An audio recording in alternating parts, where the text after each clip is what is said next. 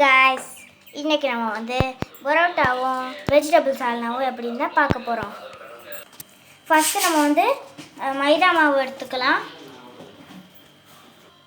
அதில் நம்ம வந்து கொஞ்சோண்டு சாஃப்ட்னஸ்க்கு வந்து தயிர் சேர்க்கணும். அதுக்கு முன்னாடி நம்ம வந்து இந்த உப்பு கொஞ்சோண்டு சேர்த்துக்கலாம் தேவையான அளவு.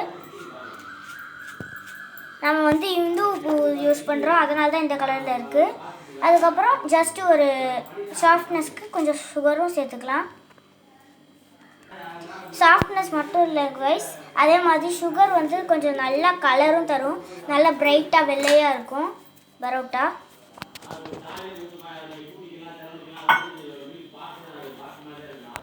இப்போ நம்ம வந்து தயிரில் தண்ணி சேர்த்து கொஞ்சம் அப்படியே அதை வந்து இந்த மாவில் ஸ்ப்ரெட் பண்ணி கொஞ்சம் கொஞ்சமாக நம்ம வந்து மிக்ஸ் பண்ணலாம். ஒரேடியாக சேர்த்து மிக்ஸ் பண்ணிடக்கூடாது, கொஞ்சம் கொஞ்சமாக நம்ம தயிர் வந்து மிக்ஸ் பண்ணணும். நீங்கள் வந்து போத் தயிரும் யூஸ் பண்ணலாம். கடையிலேருந்து வாங்குகிற ஹட்சன், ஆரோக்கியா அந்த மாதிரி தயிரும் யூஸ் பண்ணலாம், உரை ஊற்றி வச்சுருந்த தயிரும் யூஸ் பண்ணலாம். நாங்கள் வந்து உரை ஊற்றி வச்சுருந்த தயிர் தான் ஃப்ரெண்ட்ஸ் யூஸ் பண்ணுறோம்.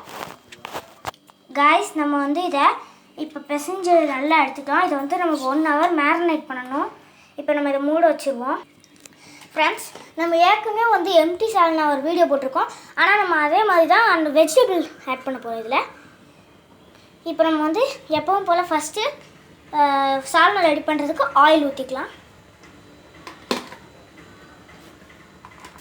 ஃப்ரெண்ட்ஸ், நம்ம இப்போ வந்து வெங்காயத்தை கொஞ்சம் நல்லா வதக்கலாம். இது நல்லா கோல்டன் ப்ரௌன் ஆகிற வரைக்கும் நல்லா வதக்கலாம் கைஸ். ஃப்ரெண்ட்ஸ், நம்ம இஞ்சி பூண்டு பேஸ்ட்டும் வெஜிடபிள்ஸும் ஆட் பண்ணியிருக்கோம். நாங்கள் இன்றைக்கி வந்து கேரட்டும் பீன்ஸும் மட்டும்தான் ஆட் பண்ணியிருக்கோம்.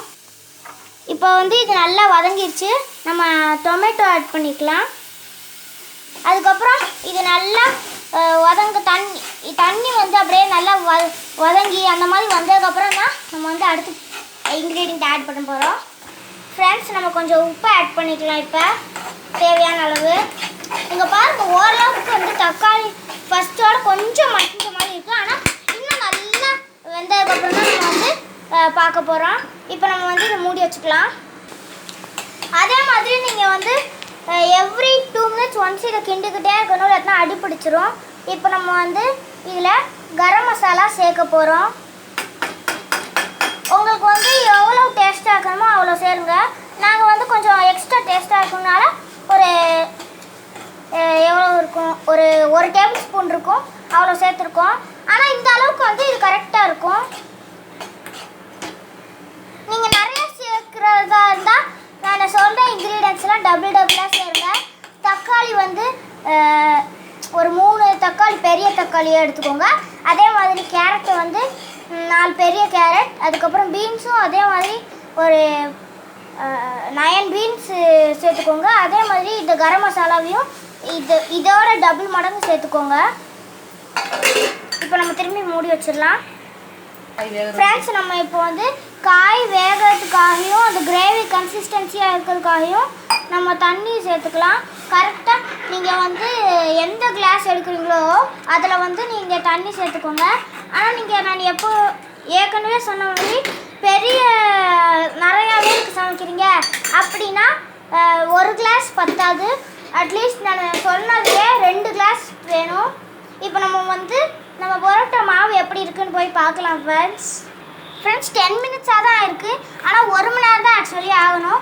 இதில் வந்து நம்ம சும்மா இப்போ நல்லா எக்ஸ்ட்ராவாக சாஃப்டாக இருக்கணும்னா நீங்கள் வந்து இடையில ஒரு 10 minutes, ½ an hour, 1/4 மணி நேரம் அந்த மாதிரி ஒன்ஸ் நீங்கள் வந்து இந்த மாதிரி நல்லா தடவிக்கிட்டே இருக்கணும்.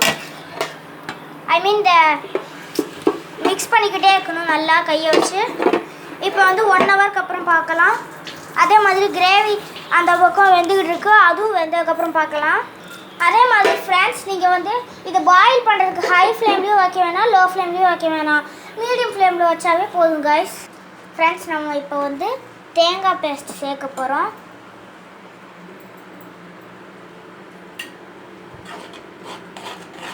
அது வந்து கொஞ்சம் டேஸ்ட் எக்ஸ்ட்ராவாக தூக்கலாக கொடுக்கும். அதே மாதிரி இது வந்து கொஞ்சம் கலர் வந்து கம்மியாகும். ரொம்ப அதிகமாக நீங்கள் ஒரு வேளை மிளகாய் பொடி அதிகமாக ரொம்ப சேர்த்துட்டிங்கனாலும் அந்த காரத்தையும் கொஞ்சம் கம்மி பண்ணதுக்கும் இந்த தேங்காய் இது நல்லா யூஸ் ஆகும், இந்த தேங்காய் பேஸ்ட்டு. இப்போ நம்ம வந்து அதை மட்டும் சேர்க்கலை, நம்ம அதோட கொஞ்சம் தண்ணி அந்த மிக்ஸி ஜாரில் ஒட்டியிருக்க இன்னும் கொஞ்சம் தேங்காய் பேஸ்ட்டும் சேர்க்கணும்னால அதனால வந்து கொஞ்சம் எக்ஸ்ட்ராவாக தண்ணியும் சேர்த்து நம்ம நல்லா மிக்ஸ் பண்ணிட்டோம். இன்னும் 10 நிமிஷம் மட்டும் வெந்தால் போதும். 10 நிமிஷம்னா இந்த தேங்காய் பேஸ்ட் 10 நிமிஷம் வெந்தால் போதும். ஆனால் குழம்பு வந்து அப்புறம் சொல்கிறேன். ஃப்ரெண்ட்ஸ், இப்போ பாருங்கள் 10 மினிட்ஸ் ஆச்சு. இப்போ நம்ம வந்து கோரியாண்டர் சேர்த்து அப்படியே ஸ்டவ் ஆஃப் பண்ணிடலாம். இப்போ வந்து வெஜ் சால்னா கம்ப்ளீட்டட். அடுத்து நம்ம வந்து பரோட்டா எப்படி பண்ணுறதுன்னு தான் பார்க்க போகிறோம் கொஞ்ச நேரத்துக்கு அப்புறம். காய்ஸ், இப்போ வந்து நான் செகண்ட் பார்ட் வந்து இதை பரோட்டா பண்ணுறப்ப போடுறேன். ஏன்னா என் மொபைலில் வேறு இப்போ சார்ஜ் வேறு கம்மியாக தான் இருக்குது. அதனால நான் செகண்ட் பார்ட் போடுறப்ப காமிக்கிறேன் காய்ஸ். பாய்.